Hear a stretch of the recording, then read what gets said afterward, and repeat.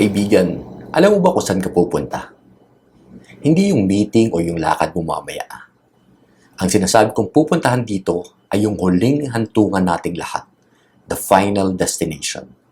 Pag-usapan nga natin yan dito, sa Landas ng Pag-asa. Ako po si Alvin Fabella.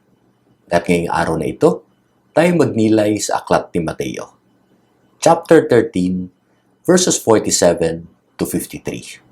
Sa ating gospel ngayong araw na ito, ang sabi ni Jesus ay, ang kaharian ng langit ay katulad din ng isang lambat na inihagis sa dagat at nakahuli ng sari-saring isda.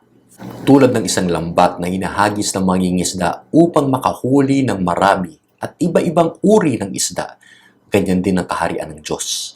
Pagkat ang nais ng Diyos ay maligtas ang napakaraming tao. Gusto niya lahat tayo ay kasama sa kaharian ng Diyos.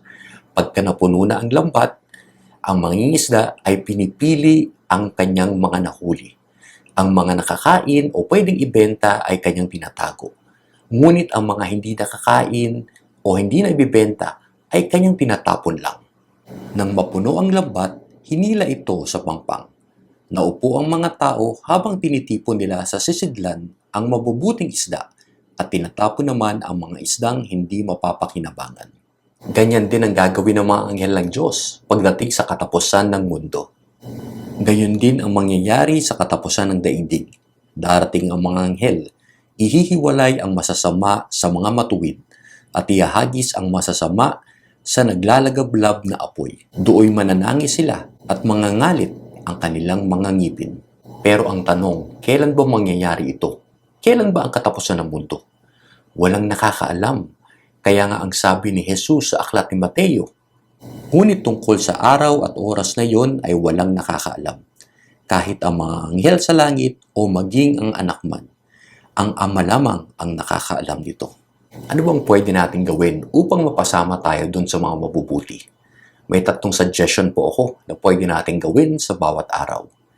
Una, magnilay tayo sa ating buhay araw-araw. Huwag na natin intayin yung susunod na retreat na pwede nating samahan o daluhan. Sa bawat paggising natin tuwing umaga, tanungin natin ang ating mga sarili. Kung darating si Jesus ngayon, saan ba ako mapapasama? Dun sa mga mabubuti o dun sa mga masasama? Pangalawang bagay na pwede natin gawin ay maging handa parati. Paano ko ba magiging handa parati? Siguraduhin mo lang na bawat aksyon mo, lahat ng gagawin mo ay ayon sa turo ni Jesus. Pangatlong bagay na dapat mong gawin sa araw-araw ay tanungin mo ang iyong sarili bago ka matulog, nagmahal ba ko ngayong araw na ito? Kaibigan, ito ang paanyaya ko sa iyo sa bawat araw. Magnilay ka, maging handa ka parati, magmahal parati. Binigyan tayo ng Diyos ng kalayaan upang pumili kung anong gusto nating gawin. Pero ang ating mga desisyon, ang ating mga choices, yan ang magsasabi kung saan tayo magpapasama sa katapusan ng mundo.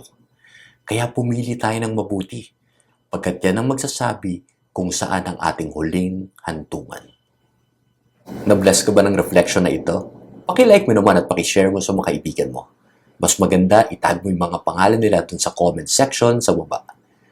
Tulungan mo kaming magbigay ng pag-asa sa mas maraming tao. God bless your week.